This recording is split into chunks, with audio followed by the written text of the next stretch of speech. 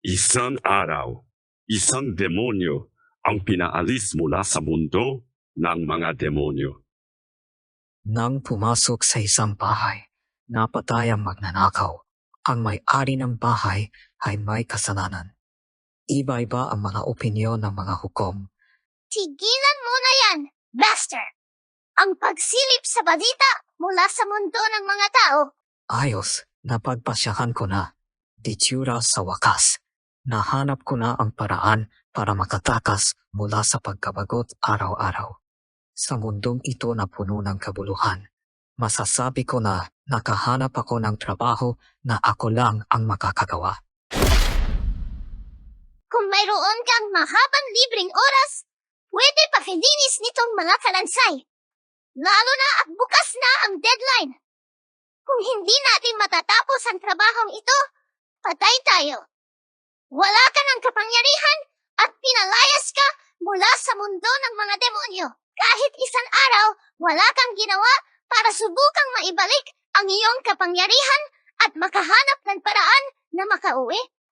Araw-araw ang ginagawa mo lang ay ang mag-ipon ng mga balita mula sa mundo ng mga tao. Hindi ganoon.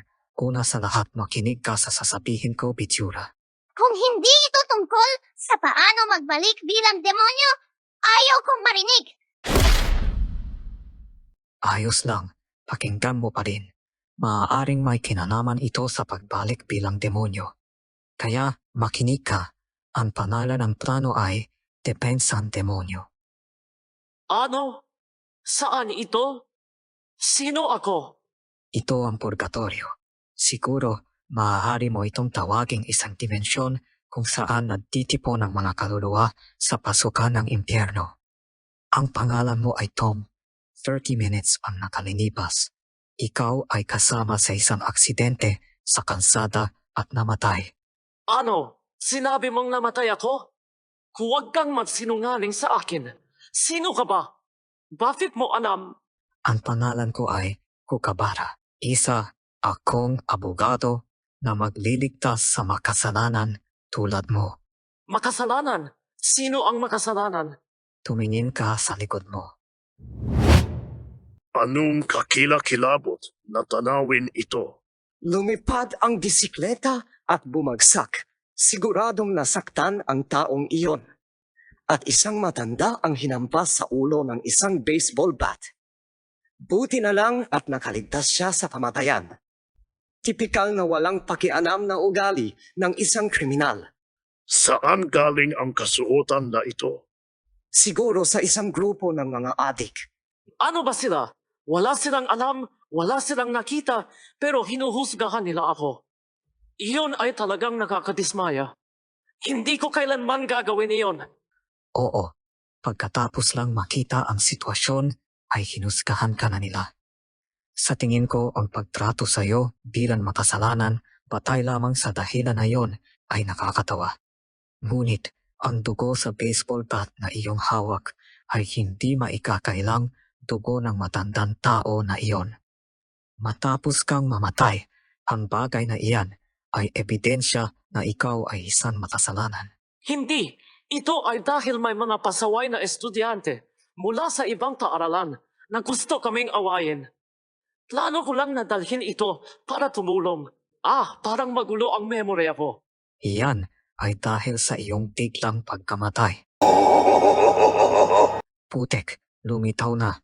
Si kamatayan. Para bang totoong ikaw ay makasalanan. Ngayon pag nilayan mo ang iyong mga krimen sa impyerno. Hoy! Iiwan mo ba ako?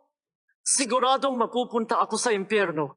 Hindi ba kita makukumbinsi na huwag umalis? Nanunumpa ka ba na ang mga salitang sinabi mo ay katotohanan? Nanunumpa ako.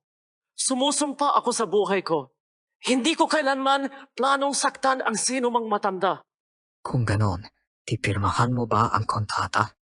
Ako ay isang abogado mula sa impyerno na kayang labanan si kamatayan. Kapag nakipagkasundo ka sa akin sa isang kontrata, mag-iimbestiga ako upang tukuyin kung mayroon kang makatwirang dahilan kung bakit hindi ka makasalanan. Kung ang resulta ay wala kang kasalanan, muli kitang bubuhayin.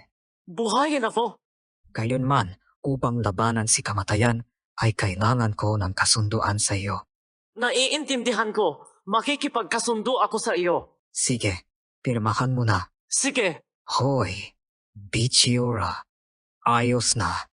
Maaari mo nang alisin yan. Putek! Ang init grabe!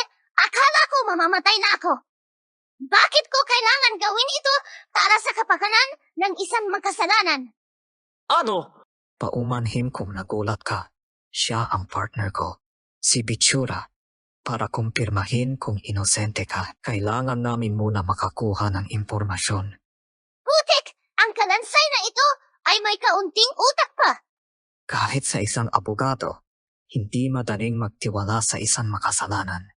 Medyo mahirap gawin ito at mapanganib din. Kailangan kong malaman na ang iyong sinasabi ay totoo. Kung ipapaubaya mo sa akin, kailangan kong magawang protektahan ka. Dinis, tirmahan mo na ang kontrata. Huwag mo akong patawanin. Niloloko mo lang ako. Ano? Isang mahinang tulak lang yun. Malakas ba ako o mahina lang kayo? Ano ang sinasabi mo na mahina kami? Kung ganon, paano ko nasabi na ko protektahan kita laban kay kamatayan? Grabe! Huwag mo na siyang tulungan, Master! Nabigo ang plano mo!